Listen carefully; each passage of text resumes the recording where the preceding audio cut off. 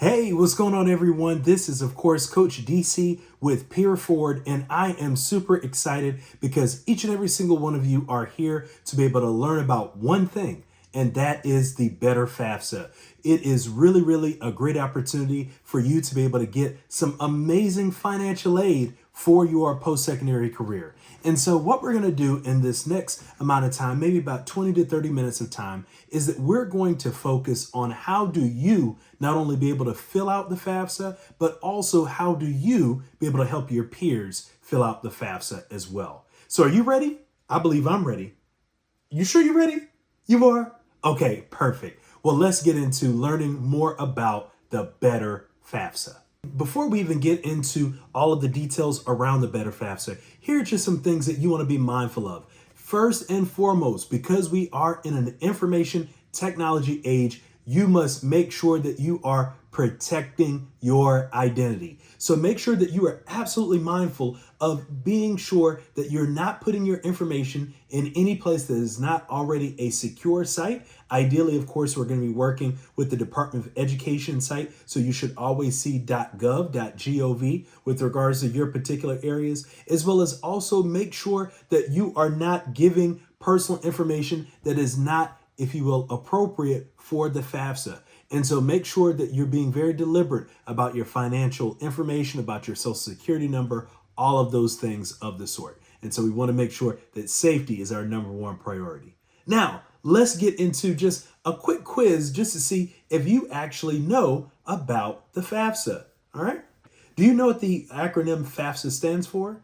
Well, let's see about some categories. Could it be that it stands for the federal application for student aid? Could it be the free application for federal student aid? Could it be the free application for federal and state aid, or funds available for student advocates? So let's see if you know.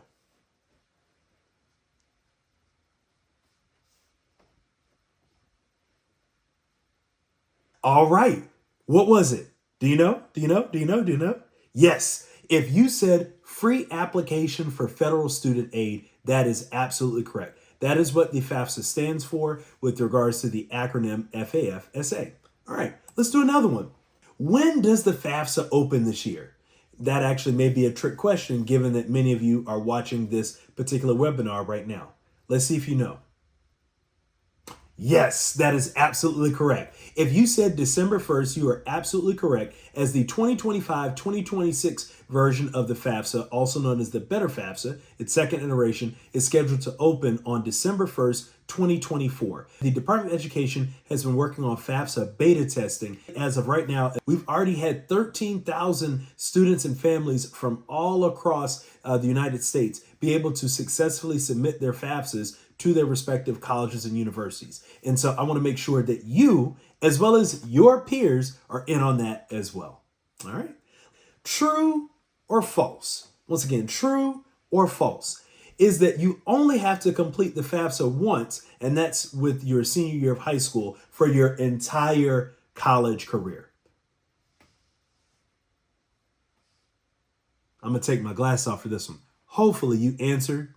That's right. You answer false. Because ultimately, when it comes down to the FAFSA, is that your financial circumstances change each and every single year. And so the Department of Education wants to make sure that they're awarding you the maximum amount of aid per school year. And so for each year that you are in some form of collegiate education, you have to fill out the FAFSA. Well, I think those are three great questions that were just for you. And so now let's get into more about how to actually go about completing this process known as the FAFSA.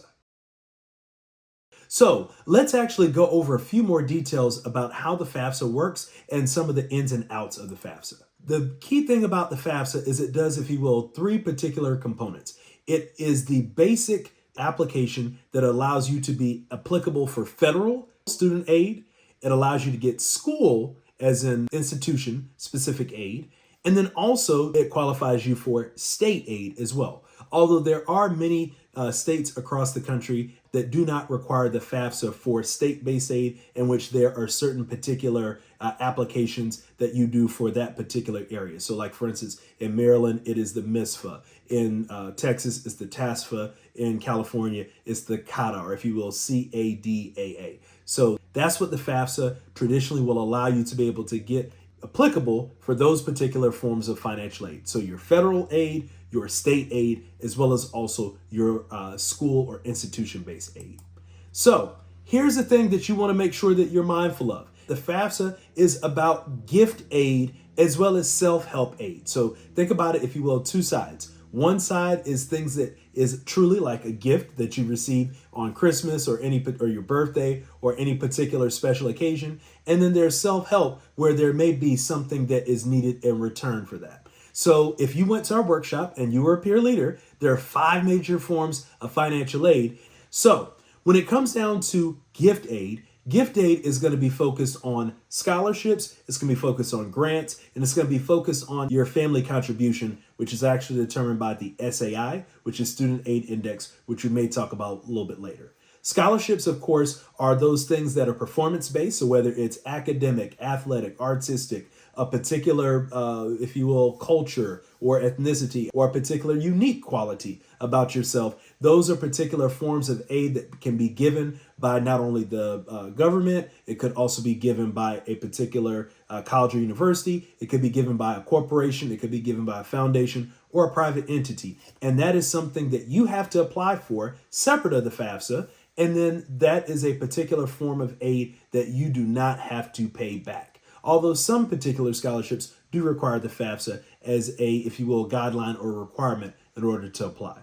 The other form of financial aid that doesn't have to get paid back are grants. And so grants are usually state and or federal based. It could also be school based as well, but this is a form of an endowment that's given to you with regards to either being need based, which is in this particular instance, the Pell Grant that's done from the federal level, or it could be based upon your particular area of study that you could also get a grant as well. So sometimes some of our STEM students may get a grant in their particular area at a particular college or university as well. So it can be, if you will, federal based, it could be state based, or it could be school based with regards to grants. Now, flipping it over, looking at self-help. Self-help are, if you will, once again, items that help you, but also there's something you may have to give in return for that.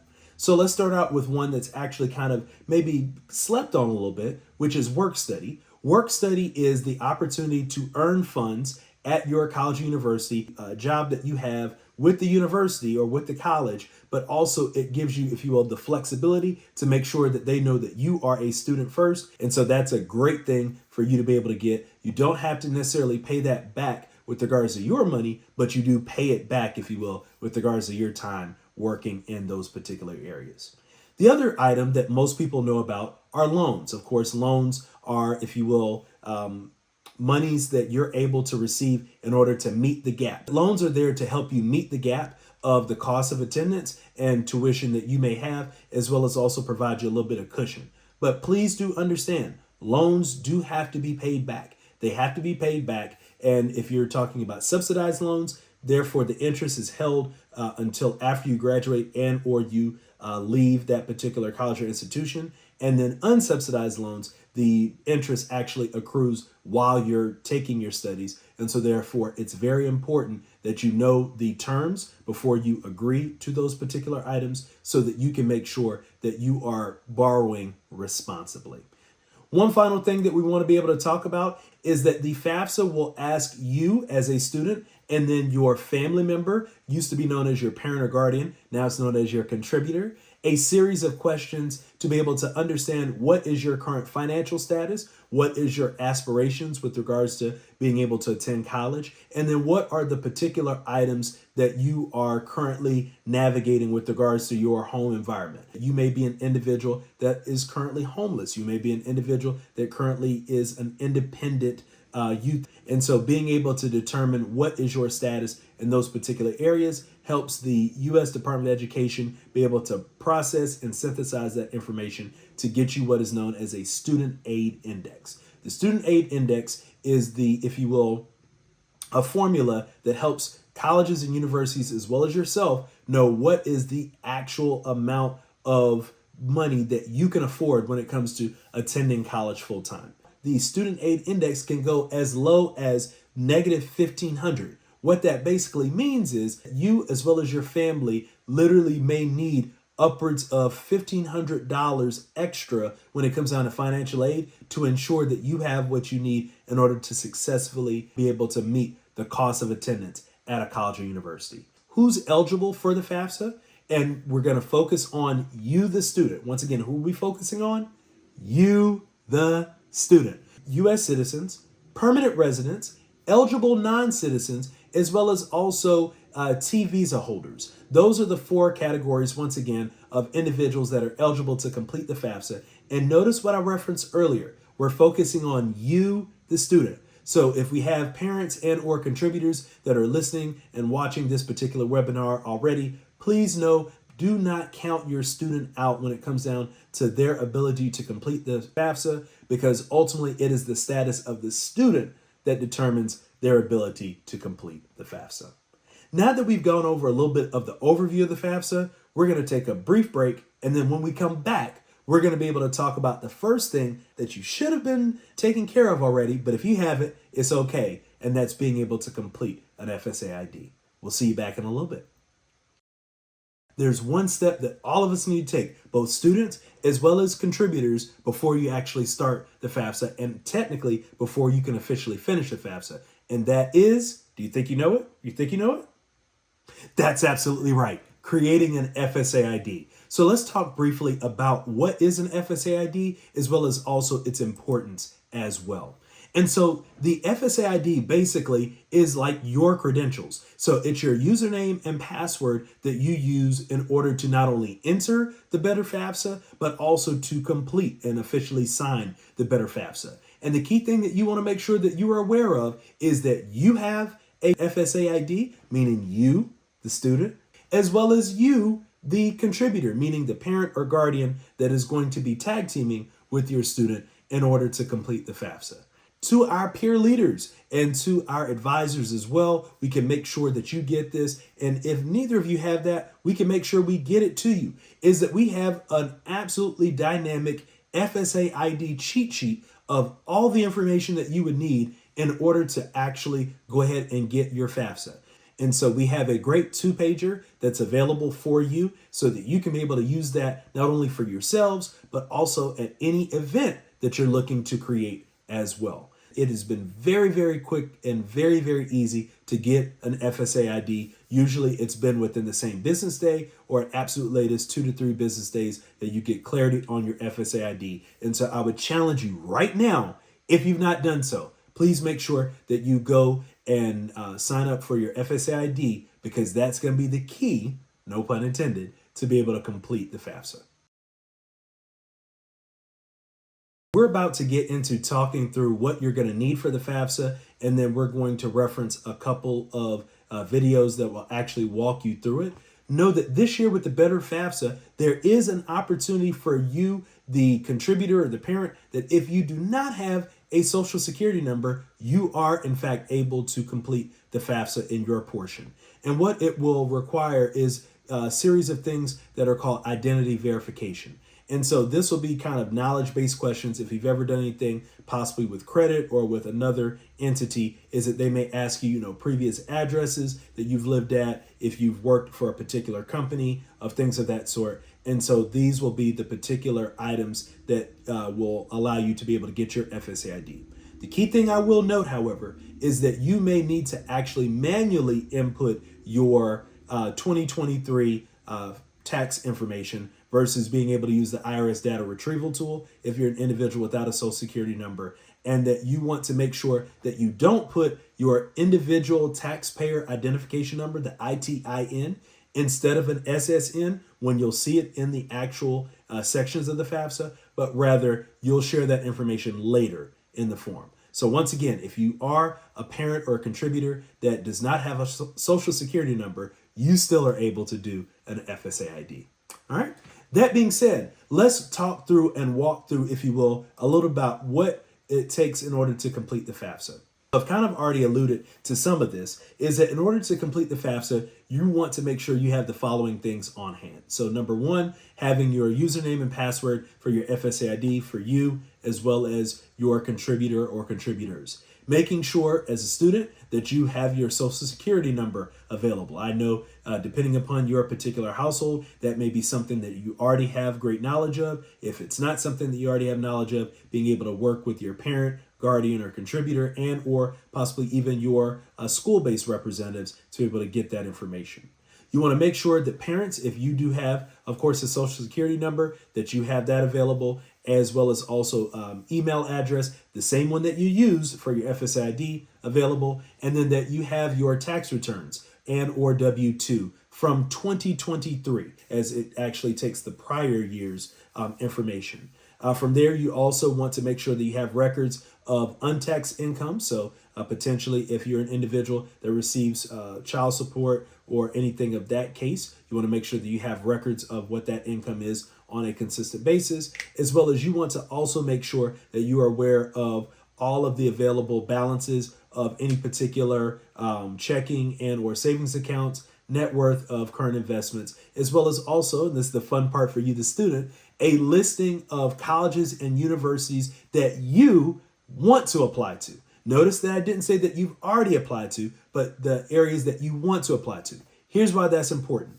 On the Better FAFSA, both last year and this year, is that you have the opportunity to apply to up to 20 colleges and universities on the FAFSA. And so it is very important that you already know where you're looking to apply, because even if you're still working on your applications right now, or possibly may not get them in until before winter break, you already have sent your FAFSA there so they can get you a financial aid award letter. And so that's going to be very key that you have on hand as well. Here are just some things you want to be mindful of to avoid when it comes down to possible mistakes that may occur with regards to the FAFSA. Is make sure that your naming convention is exactly accurate to what is shown on your Social Security card. So this often happens a lot of times with my parents or contributors that you now are married, and when of course you received your Social Security card, your name was your maiden name or your original name. For our students, as well as also contributors that have, if you will, multi last names or multi middle names, making sure that you're using the right naming convention that's on that Social Security card, as well as also making sure that you're being very deliberate about the case and space, meaning that you're putting uppercase for the actual names, that letters that need to be uppercase, and that you're also either providing the dashes or the hyphens or the spaces where you're supposed to do that. Make sure, if at all possible, that you're using the same email address that you used in order to complete your FSA ID. So for students, as well as also contributors, make sure you're doing that. Also, make sure that you check your spam folder, as sometimes the Department of Education's notifications, if you're not a person that consistently does the FAFSA, it may go there first. So once you've actually completed the FAFSA, or as you're working through the FAFSA and they say that they sent an email, check your spam folders to see if it's there. And then last but not least, two things that I always reference is make sure that you save your login information somewhere that's accessible. I always say take a screenshot if you're doing it on your phone, or take a screenshot of the screen if you did it on a traditional computer screen. And as you're going through the Better FAFSA, although in this current day and age, for the most part, it allows you to automatically save. But if the button is there, make sure you click save, because you don't want to go through a section and input all that information and not actually have it completed. So, because of the updates due to beta testing, we won't walk you through an actual FAFSA demo, but nevertheless, we will, on the back half, reference the prototypes and the videos that you can go watch to see an actual FAFSA demo for the 2025-2026 year go all the way through. The key thing I will say just in general is that for the most part, if you have all of the information that we referenced just now, it is actually a very smooth and easy process to go through, because there are less questions. There are approximately 30 to 40 questions on the FAFSA for both the student as well as the contributor. And if you have all of the information that we referenced before, it puts you way ahead of the game in knowing what it is that you have to do. There are one or two ways that you can go about completing the FAFSA. Either one, the student can start the FAFSA And then once the student finishes their portion, they therefore send an email invitation to the contributor, aka the parent or guardian, to be able to do their portion, or the parent or guardian can do their portion, complete it, and then they will therefore send an email invitation to the student to do so. What I would say in particular context is that it depends upon your setting on what's going to be best for you. If you are a parent or guardian that you are very much so used to filling out forms and being able to get information done in an adequate fashion from a computer or technological standpoint, it may be better for you to be able to start the particular better FAFSA and then invite your student, because I will say that it will be more efficient from a time standpoint. On the flip side, if you are a parent or guardian that you may not be the most technologically savvy, and or you may utilize your student to be able to help you kind of read through and or process through certain information, I would actually have your student start first, because they're able to complete their section and you're able to even watch them as they complete their section, and then they will then send the email invitation to you as well. Really quickly, we'll just show you what an example of the completion page should look like. So yay, you have finished the FAFSA. That's what it's going to look like from the student side, as well as also this should allow you to see that what happens next is that you'll receive a confirmation page. You'll also receive notification of your FAFSA has been processed. And then from there, you should begin to see school communications on their receipt of your FAFSA, because once again, as I referenced, you can send it out to up to 20 colleges and universities. The other thing that I will also check on is a particular section. As you can see on the confirmation page, it shows you an estimated student aid index. Well, as it's successfully processed, that will become your actual student aid index. So make sure you're checking every 3 to 5 days or every week your FAFSA credentials, which is utilized by your FSA ID, to see if that estimated has turned into actual. One final thing that I'll just reference is that you are your best advocate. Who's your best advocate? Say it with me.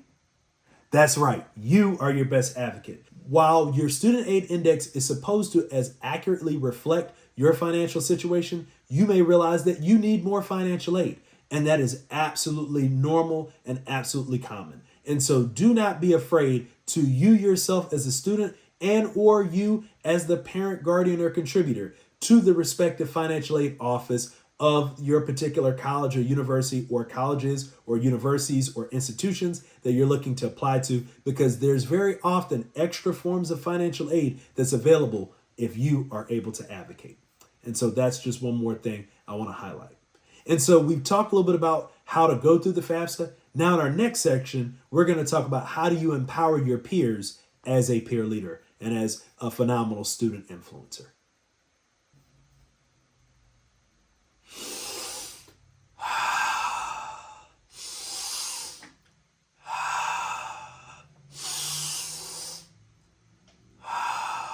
Are you breathing yet?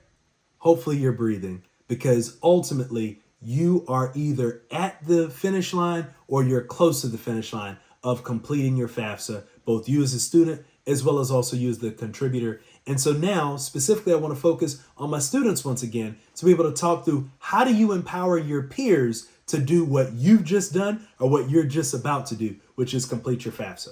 And so here's some things that you want to realize. There are resources out there available. Number one, your PeerForward advisor is an amazing resource that you should utilize when it comes down to being able to complete your FAFSA. Your PeerForward coach, that's right. Your PeerForward coach is another great, if you will, individual that would be great when it comes down to being able to get support on completing your FAFSA, as well as also your professional school counselor, guidance counselor, as well as other, if you will, applicable entities in your particular area. There are nonprofits as well as other agencies that specialize in helping students and families complete the FAFSA. Also on YouTube, the U.S. Department of Education has a lot of great walkthrough videos. They're very deliberate about each and every single year for each new term. And so make sure you're finding the 2025-2026 version of FAFSA walkthrough videos that will help you to be able to know what are the particulars and what are the things you want to be mindful of as you're completing the better FAFSA. Also, on the financial aid website of the U.S. Department of Education, there's known as the FSA chatbot, also known as, I believe, AIDEN, which is a great resource when it comes down to just some general questions that you may have about the particular form that you can get a quick answer from as you're doing it. If, for instance, you're doing it after hours where you may not have those other forms of assistance that are referenced available. You are a part of the PeerForward family. Yes, I said it. You are a part of the PeerForward family. And what have we been telling you all year long? Yes, you've got a playbook. If you are a peer leader, you have a playbook. And so inside of your playbook is a lot of great resources, both you as a peer leader as well as your advisor as well, on ways to go about completing the FAFSA and information that you can share with your peers. We also have a great complimentary website to peerforward.org called linkforward.org, where you can find some great resources that are there available as well. And then, as I referenced, as we finish out this particular recording in this webinar, we're going to make sure that you know all of the great resources that we have as well. Here's another thing I want to make sure that you do. Make sure you with me? You locked in? You locked in? Okay, I'm checking. You locked in? Okay, cool. So you have the ability to get state-based aid. Do not negate state-based aid. So very often, thousands, if possibly even millions, yes, I said millions with an M, of dollars go awry in state-based aid. So especially if you're looking to stay in state when it comes down to your college career, make sure you're looking out for the state-based aid in your area. As I referenced earlier in this recording, Maryland, Texas, California, New York, Washington, D.C., others have great additional state-based aid applications that you can take advantage of so that you're able to get that financial aid that's available to you. And especially, just really quickly, to highlight for any of our students that may be watching this and or you have peers that may be undocumented, this is the key way of how you get them to win when it comes down to being able to get financial aid. They may not be eligible for federal-based aid, but they are eligible for state-based aid because they are a resident of that state or that municipality. And so that's a great way for them to get financial aid. Also, make sure that you are motivating and supporting your classmates. So this may be being able to hopefully hang up the thermometer that you have from your toolkit. Make sure you're able to do that to show the percentages of that, as well as also being able to create posters, being able to have motivational components on social media. I love, by the way, a lot of what our PeerForward teams have been doing when it comes down to social media about the FAFSA and encourage individuals for that. That's another great way. And then last but not least, host actual events. Have actual events at your respective school so that individuals can see you literally are there for them. A lot of times it feels like a daunting task to complete this, but when you have other individuals that are there willing to give you the help you need to get you over the finish line, that can make the difference between a student actually enrolling in a particular post-secondary institution or not enrolling, is knowing that they had someone like yourselves that were able to help them get the financial aid that they need. Last but not least, find your allies. So as a kind of reference, find who in the building and who in the community will help you get this task done. Set your date. So internally, I hope you set a date that you want to have your FAFSA completed by. Hopefully you guys get it done before March 1st. So that should be an absolute deadline, but hopefully even get it done before then. Make sure that you're able to look at the PeerForward playbook or other resources to be able to know how to help support your peers. Make sure that if you're hosting an event that you've done your due diligence to get the right support and be able to reserve your space. And make sure that you're inviting your peers and your families, because when people know that it's a collective family event, when it's a collective team event, more people are willing to show up.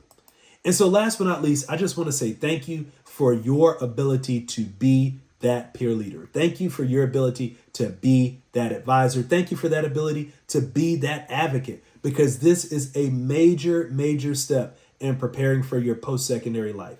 And so being able to complete the FAFSA is a major key to make sure that you're successful. We want to also make sure that you know that there is a quick 1-minute survey that we would love for you to do. So make sure that you'll see it on the screen, that there's a survey that we would like for you to do so that you can be a part of our PeerForward webinar series, as well as you might get some credit. Yes, you might get some credit. We'll show you how you can get credit for participating in this, as well as also, as we referenced earlier, really quickly, bam, there it is. Yes, we have a great set of resources that are available to you to be able to go back and look at when it comes down to completing your FAFSA. Once again, I'm DC Howard. I am super privileged and honored to be a part of the PeerForward family. And I just want to say thank you for your time with regards to this webinar. And most certainly realize that you are the spark that ignites the flame of change. Have a wonderful day, and I look forward to seeing and speaking with you soon.